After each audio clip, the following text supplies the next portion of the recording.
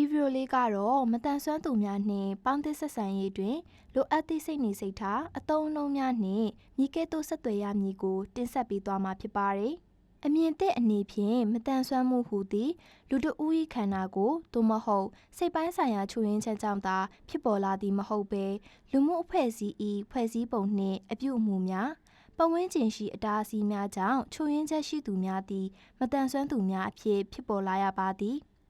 အတားအဆီးမရှိပါကမတန်ဆွမ်းမှုမရှိပါဘာသာစကားကလည်းအချိန်နဲ့အမျှအမြင့်ပြောင်းလဲလျက်ရှိရာမတန်ဆွမ်းသူများကိုဘယ်လိုခေါ်ဆိုရမလဲဘယ်လိုသုံးနှုန်းရမလဲဆိုတဲ့အမြင်တွေကလည်းပြောင်းလာပါတယ်အရင်ကနှိမ့်ချတဲ့အခေါ်အဝေါ်များဖြင့်ခေါ်ဆိုခဲ့ကြတယ်ဥပမာမတန်မဆွမ်းအကျိုးအကန့်နှစ်ပင်ကြက်မပြည့်စသည့်အသုံးအနှုန်းများဖြစ်ပါတယ်တကယ်တော့မတန်ဆွမ်းသူများကိုနာမည်ခေါ်ခြင်းသည်သာအကောင်းဆုံးဖြစ်သည်နာမည်မသိလျင်အကိုအမဦးလေးစသည်ဖြင့်ခေါ်ရပါမယ်မတန်ဆွမ်းသူများအပေါ်ထားရှိရမည့်စိတ်နေသဘောထားများလူမှုအတိုင်းဝိုင်းကမတန်ဆွမ်းသူများကိုတနာတကြပါတယ်မတန်ဆွမ်းသူများကိုယ်တိုင်ကလည်းမိမိကိုယ်ကိုတနာစရာကောင်းကြောင်းမှတ်ယူကြပါတယ်မတန်ဆွမ်းသူများသည်ချွေးရမှုရှိတော်လဲတနာစရာကောင်းသူများမဟုတ်ပါချို့ယွင်းမှုများကြောင့်တနာခြင်းထက်မတန်ဆွမ်းမှုကိုဖြစ်စေသောအတားအဆီးများကြောင့်ကြုံတွေ့နေရတဲ့အခြေအနေများကိုသာစာနာနားလည်သင့်ပါတယ်။မတန်ဆွမ်းသူများကိုကူညီလိုပါကမှန်ကန်သောနည်းလမ်းဖြင့်ကူညီရန်လိုအပ်ပါတယ်။ဘယ်လိုကူညီရမလဲဆိုတော့၁အကူအညီမပေးမီအရင်မေးပါ။တင်ကအကူအညီပေးရမလားအရင်မေးပြီးမှသူတို့လက်ခံမယ်ဆိုရင်သူတို့တောင်းတဲ့အကူအညီကိုလိုအပ်ချက်အတိုင်းကူညီရာကအကောင်းဆုံးပါ။၂ထီချင်းပုတ်ချင်းဆွဲချင်းမပြုပါနှင့်ထိရပုတ်တာဆွဲတာတွေကိုကျွန်တော်တို့အားလုံးမကြိုက်ကြပါဘူးမတန်ဆွမ်းသူတွေကအကူကရိယာတွေကိုသူတို့ရဲ့အစိပ်ပိုင်းတစ်ခုအနေနဲ့သတ်မှတ်ထားတာကြောင့်ခွင့်မတောင်းမဲ့ထိရရွှေတာမျိုးမလုပ်သင့်ပါဘူး၃မတန်ဆွမ်းသူကိုဓာတ်ရိုက်စကားပြောပါမတန်ဆွမ်းသူတွေရဲ့ကိုယ်ပိုင်အကြောင်းအရာတွေဒါမှမဟုတ်စိတ်ပတ်ဆိုင်ရာကုသခဲ့တဲ့အကြောင်းအရာတွေကိုပြောတဲ့အခါသူကိုယ်တိုင်ပြောပါစေ၄ထင်မြင်ချက်များအပေါ်အခြေခံပြီးမလုပ်ပါနှင့်သူ့ရဲ့မတန်ဆွမ်းမှုကိုကြည့်ပြီးသူဘာလုပ်နိုင်တယ်ဘာမလုပ်နိုင်ဘူးဆိုပြီးမိမိထင်မြင်ချက်ကိုအခြေခံပြုပြီးမဆုံးဖြတ်ပါနှင့်၅အသုံးပြုခွင့်သို့မဟုတ်အထောက်အပံ့တောင်းဆိုချက်များကိုလက်ခံပါလူတိုင်းနဲ့အဆင်ပြေတဲ့ပတ်ဝန်းကျင်အပြင်အဆင်ဖြစ်နေဖို့အားလုံးတာဝန်ရှိပါတယ်ဒါကြောင့်မတန်ဆွမ်းသူတွေကအဲ့ဒီပေါ်တောင်းဆိုတဲ့အခါလှုပ်ဆောင်ပေးရပါမယ်တင့်ကိုပြုစီခြင်းတဲ့ပုံစံအတိုင်းသူတစ်ပါးကိုလည်းပြုမှုပါ၁ကိုရင်ကမတန်ဆွမ်းသူနှင့်ဆက်သွယ်ပုံကိုရင်ကမတန်ဆွမ်းသူနှင့်သာဓာတ်ရိုက်ပြောဆိုပါ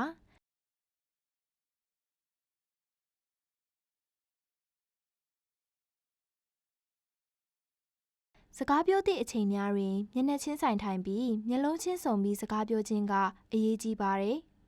ဝီချဲသို့မဟုတ်အခြားအကူပစ္စည်းများကိုမှတ်မိပါနှင့်၎င်းတို့သည်မတန်ဆွမ်းသူများ၏အင်္ဂါအစိပ်ပိုင်းတစ်ခုပင်ဖြစ်ပါတယ်။ကိုယ့်ရဲ့အိတ်ပစ္စည်းများကိုဝီချဲအသုံးပြုသူကိုမထည့်ပေးပါနဲ့။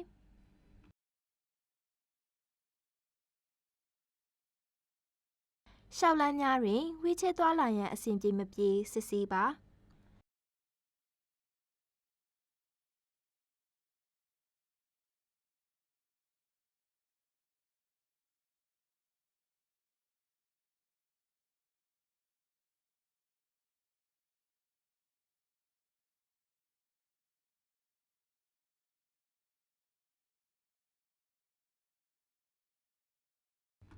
ဝီချဲအသုံးပြုသူကိုသွားနေစဉ်အကူအညီလိုသလားမေးပြီးမှကူညီပါ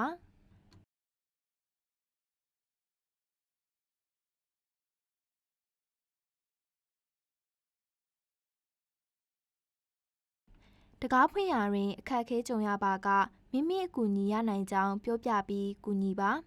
အစည်းအဝေးအခန်းများစားတောက်သည့်နေရာများတွင်ဝီချဲဖြင့်အသုံးပြုနိုင်သည့်နေရာတစ်နေရာထားပါ run walkသွားပါပြေးပါကဲ့သို့သောစကားလုံးများကိုမရှောင်ပါနှင့်ဝီချဲအသုံးပြုသူများလည်းသုံးလေ့ရှိကြပါတယ် assisted device crutch wheelchair artificial limb များကိုသူထားပေးတဲ့နေရာကနေမရွှေ့ပါနှင့်ရွှေ့ရမယ့်အခြေအနေရှိပါကမူလနေရာသို့ပြန်သွားထားပေးပါအကြောင်းကြားရန်မမေးပါနဲ့အရေးအကြီးဆုံးကသူတို့ကိုဘယ်လိုခေါ်စေခြင်းတလဲ ဘလို့အကူအညီပံ့ပိုးပေးစီခြင်းတလဲဆိုတာကိုမတန်ဆွမ်းသူအားဓာတ်ရိုက်မေးမြန်းခြင်းကအကောင်းဆုံးနည်းလမ်းဖြစ်ပါတယ်။အမြင်အာရုံမတန်ဆွမ်းသူမျက်မမြင်သူများနှင့်ဆက်သွယ်ပြောဆိုရာတွင်သတိပြုရမည့်အချက်များပထမဆုံးတွေ့ဆုံသည့်အခါတင့်ကိုယ်တင်မိတ်ဆက်ပြီးတင့်အကြောင်းကိုပြောပြပါတင့်ကိုယ်တင်မိတ်ဆက်ပေးခြင်းဖြင့်အမြင်အာရုံမတန်ဆွမ်းသူကမည်သူနှင့်ပြောနေသည်ကိုသိနိုင်ပါတယ်အုပ်စုထဲတွင်ရှိသည့်အခါတဦးချင်းမိတ်ဆက်ပေးပါသို့မဟုတ်အားလုံးကိုမိတ်ဆက်ခိုင်းပါ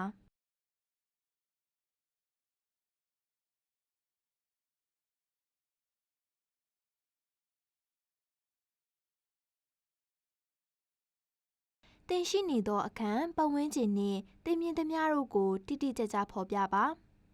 စပွဲကတင့်ရှိမှရှိနေတယ်ဟုပြောပါစပွဲကဒီလိုသို့မဟုတ်ဒီမှာမပြောပါနှင့်အုပ်စုဖွဲ့ပြီးဆွေးနွေးသည့်အခါတွင်သို့မဟုတ်တယောက်ယောက်ထံသို့ဓာတ်ရိုက်ပြောလိုပါကနာမည်များကိုသုံးပြီးပြောပါအမြင်အာရုံမတန်ဆွမ်းသူနှင့်ဓာတ်ရိုက်စကားပြောပါတတိယပုဂ္ဂိုလ်ကနေတဆင့်မပြောပါနှင့်တဘာဝကြပြီးပြတ်သားစွာပြောပါအော်ဟစ်ရန်မလိုပါဆူညံသောနေရာများတွင်မဆွေးနွေးပါနှင့်သူ့အတွက်နားလည်ရန်ခက်ခဲနိုင်ပါတယ် PDF သို့မဟုတ် PowerPoint ဖိုင်များမပေးပါနဲ့ Word document သို့မဟုတ် HTML သုံးပါ PDF များကိုအတန်ဖြစ်ဖတ်သည့်စနစ်မှာမကျေပြန့်သေးပါသင်လက်ရှိနေရာမှာသွားတော့မည်ဆိုပါကငါသွားတော့မယ်ဟုအကြောင်းကြားပါပြောကြားခြင်းမရှိဘဲမသွားပါနဲ့လမ်းညွှန်ရာတွင်အဲ့ဒီဘက်ဒီဘက်ကဲ့သို့သောအထွေထွေသုံးခြင်းကိုရှောင်ကျဉ်ပါသူ့ဘက်ကနေပြီးညာဘက်ဘယ်ဘက်ကိုတိတိကျကျပြပါသူ့ဘေးကနေအနှဲငယ်ရှိတဲ့ဆင့်တွင်လမ်းလျှောက်ပေးပါသူ့လက်ကိုမကင်သင့်ပါသူကနေတင့်လက်ကိုဆုပ်ကိုင်ပါစေကျင်းမြောင်းသည့်နေရာများတွင်တင့်လက်ကိုကြောဘက်သို့ရွှေ့ထားပါသူကတင့်ရဲ့နောက်ကလိုက်လာပြီးထိခိုက်မှုမဖြစ်အောင်လှုပ်ဆောင်နိုင်ပါတယ်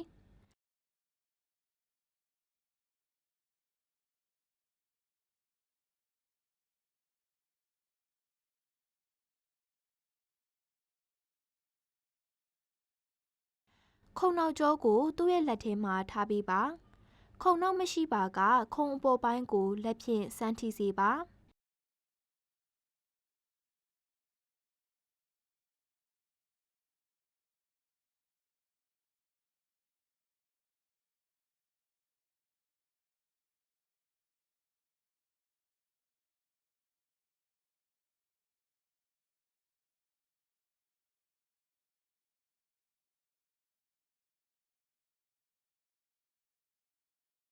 စားတောက်ရာတွင်ကျွေးမွေးသည့်စပွဲပေါ်ရှိအစားအစာတို့ကိုနိုင်လက်တံအတိုင်းအချက်ပြဖော်ပြပါ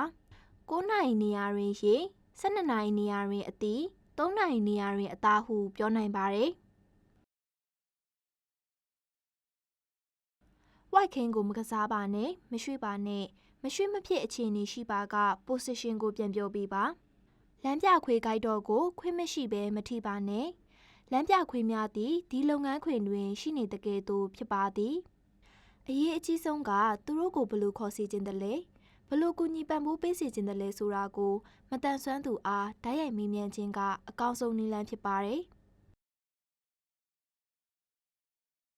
အကြားအယုံမတန်ဆွမ်းသူများနှင့်ဆက်သွယ်ပြောဆိုရာတွင်သတိပြုရမည့်အချက်များအကြားအယုံမတန်ဆွမ်းသူနှင့်ဆက်သွယ်လိုသည့်အခါသူ၏သတိပြုမှုကိုရယူရန်ပထမဆုံးသူမြင်သည့်နေရာတွင်ရပ်ပါပြန်လည်မတုတ်ပြန်လျင်အရာဝတ္ထုတစ်ခုခုကိုတုံခါတန်ပြုခြင်းသူမြင်လာအောင်လက်ကိုဝှေ့ယမ်းခြင်းဖြစ်စေပေါ်ပါသောအရာဝတ္ထုလေးများနှင့်သူရှိသို့ပစ်ခါအာယုံစူးစိုက်မှုကိုရယူနိုင်ပါတယ်သူ့အခြေအနေကိုမူတည်ပြီးမိသည့်နီလန်းဖြင့်ဆက်သွယ်ပြောဆိုခြင်းသည်ကိုမေးမြန်းပါညနေချင်းဆိုင်ရပ်ပြီးပြောပါ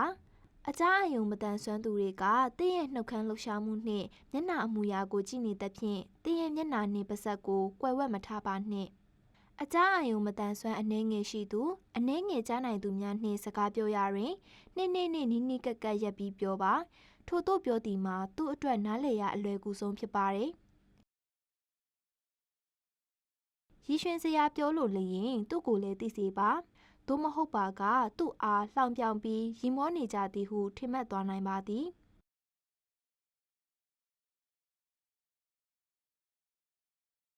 ရိုးရှင်းသောမိကွန်းတို့များသို့မဟုတ်တိုတောင်းသောအဖြေများသာလိုအပ်သောမိကွန်းများကိုမေးပါ ဟုတ်မဟုတ်စသည့်မေးခွန်းများတဘာဝကြပြီးပြတ်သားစွာပြောပါအော်ဟစ်ရန်မလိုပါအရေးကြီးသောသတင်းအချက်အလက်များကိုထပ်ခါတလဲလဲပြောပြပါလိုအပ်လျင်စာသားဖြင့်ရေးပေးပါမျက်နှာအမူအရာကိုယ်ခန္ဓာလှုပ်ရှားမှုများနှင့်ပြောခြင်းသည်မိမိဆိုလိုသည့်အကြောင်းအရာကိုပုံမနားလည်ရန်အထောက်အကူပြုပါသည်မိမိနှင့်စကားပြောရာတွင်နားလည်သည်နားမလည်သည်ကိုသိရန်သေချာအောင်ပြန်မေးပါပထမဆုံးချိန်နားမလည်ခဲ့ပါကစာကြောင်းတစ်ကြောင်းလုံးပြန်ထက်မပြောဘဲနားလည်ရလွယ်ကူအောင်ပြန်ပြောပါစကားပြောသည့်အခါတွင်မတန်ဆွမ်းသူနှင့်တိုက်ရိုက်ပြောပါမိသားစုဝင်များသို့မဟုတ်ဘာသာပြန်မှတဆင့်မပြောပါနှင့်သူစာဖတ်စာရေးနိုင်မှာကစာဖြင့်သတင်းအချက်အလက်များပေးပါစာရွက်နှင့်ဘောပန်ကိုလိုအပ်သည့်အချိန်တွင်အသုံးပြုနိုင်ရန်အသင့်ဆောင်ထားပါသင်ကြားရပါသလားစားတဲ့စာကြောင်းများကိုအသုံးပြုရင်လည်းအဆင်ပြေပါတယ်အကြမ်းအယုံချို့ယွင်းသူများနှင့်ပြောဆိုဆက်သွယ်ရာတွင်ရုပ်ပုံကားချက်များအသုံးပြု၍ဆက်သွယ်နိုင်ပါတယ်မိုဘိုင်းဖုန်းနံပါတ်ပေးထားခြင်းထက်စာတူ SMS ပေးပို့ခြင်းကပိုအဆင်ပြေပါတယ်အရေးအကြီးဆုံးကသူတို့ကိုဘယ်လိုခေါ်စီခြင်းတလဲဘယ်လိုကူညီပံ့ပိုးပေးစီခြင်းတလဲကိုဓာတ်ရိုက်မေးမြန်းရကအကောင်းဆုံးဖြစ်ပါတယ်စစ်မှန်သောပြောဆိုမှုနှင့်လေးစားသောအပြုအမူများနှင့်ဆက်ဆံသင့်ပါတယ်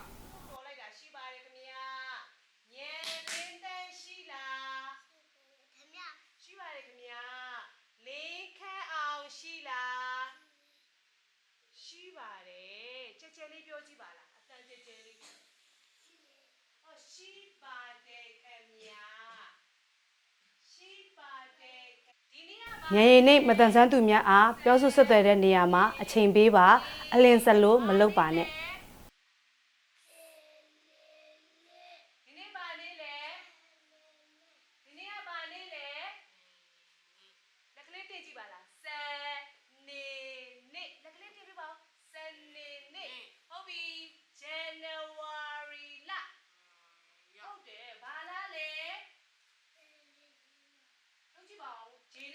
ပုံများသင်္ကေတများကိုအသုံးပြုခြင်းဟာပြောဆိုဆက်သွယ်မှုကိုပုံမထိရောက်စေပါတယ်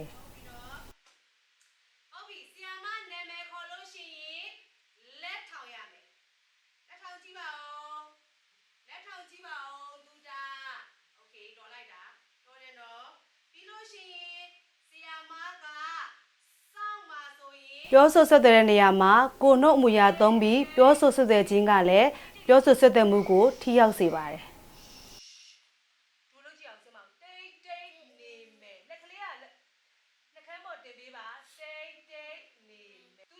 ဉာဏ်ရည်မတန်ဆန်းသူများအားသူတို့၏ဉာဏ်ရည်အလိုက်ပြောဆိုဆက်သွယ်မှုများကွဲပြားနိုင်ပါတယ်ထပ်ပေးပါဦးဘဲနိုတူတူပဲ Okay good job high five လုပ်မယ် high five ဟုတ်ပြီဉာဏ်လေးသက်ဒါပါလေးလေဘဲနိုပြန်ပြောပါဦးဘဲနိုလေးခန့်အောင်ဆရာမစီလာပါပြောဆိုဆက်တဲ့သူဤပြောစကားကိုဉာဏ်ရည်မတန်ဆန်းသူမှနားလည်ခြင်းနားမလည်ခြင်းကိုသိစေရန်စစ်ဆေးမြင်မြင်နိုင်ပါတယ်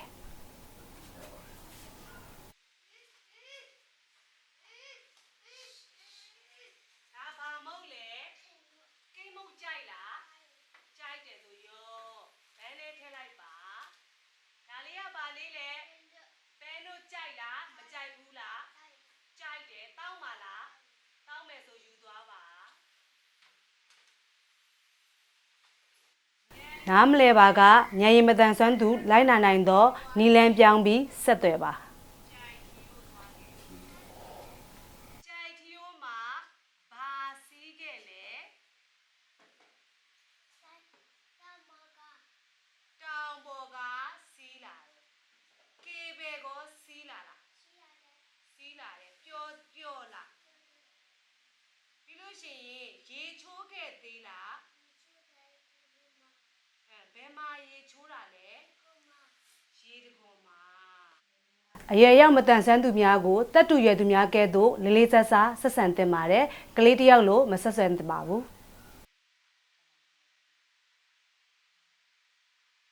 ကျေးဇူးတင်ပါတယ်ပကံထက်စားပြီးတော့ငယ်လေးထက်မယ်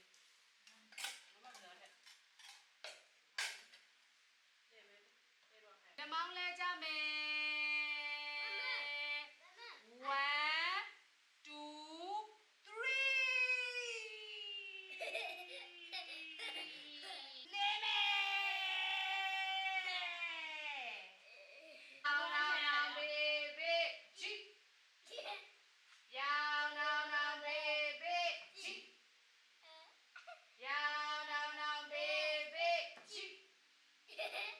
တချို့သောသူများသည်စာရေးခြင်းစာဖတ်ခြင်းသင်ကြားနားထောင်ခြင်းများတွင်အခက်အခဲရှိကြပါတယ်သူတို့သည်ဉာဏ်ရည်မတန်ဆန်းသူများတွင်မပါဝင်ဘဲတည်ယူမှုခက်ခဲသူများသာဖြစ်ကြပါတယ်တည်ယူမှုခက်ခဲသူများကတာမန်ဉာဏ်ရည်သို့မဟုတ်တာမန်ထက်ပိုသောဉာဏ်ရည်များရှိကြပါတယ်တချို့သောအခြေအနေများမှာတည်ယူမှုခက်ခဲသူရဲ့တုံ့ပြန်ပုံဟာတင့်လျော်မှုမရှိတဲ့ပုံစံမျိုးဖြစ်လာနိုင်ပါတယ်အဲ့လိုတုံ့ပြန်ရမှာတင်သိထားရမယ့်အချက်ကတည်ယူမှုခက်ခဲသူရဲ့တင်ယူသိမြင်နိုင်မှုနဲ့ပါခြင်းကြောင့်သူ့ရဲ့လူမှုပေါင်းသင်းဆက်ဆံရေးမှာတရားမှုရှိလာပါတယ်။သူတုံ့ပြန်နိုင်ရန်ပြောဆိုဆက်သွယ်သူမှအချိန်ဆောင်ပေးပါ။သူတုံ့ပြန်ဆက်သွယ်ရန်နှောင့်နှေးခြင်းကိုသိခံပေးပါ။အရေးကြီးဆုံးကသူတို့ကိုဘယ်လိုခေါ်သင့်တယ်လဲဘယ်လိုကူညီပံ့ပိုးစေခြင်းတယ်လဲဆိုတာကိုဓာတ်ရိုက်မေးမြန်းခြင်းသည်အကောင်းဆုံးသောနည်းလမ်းဖြစ်ပါတယ်။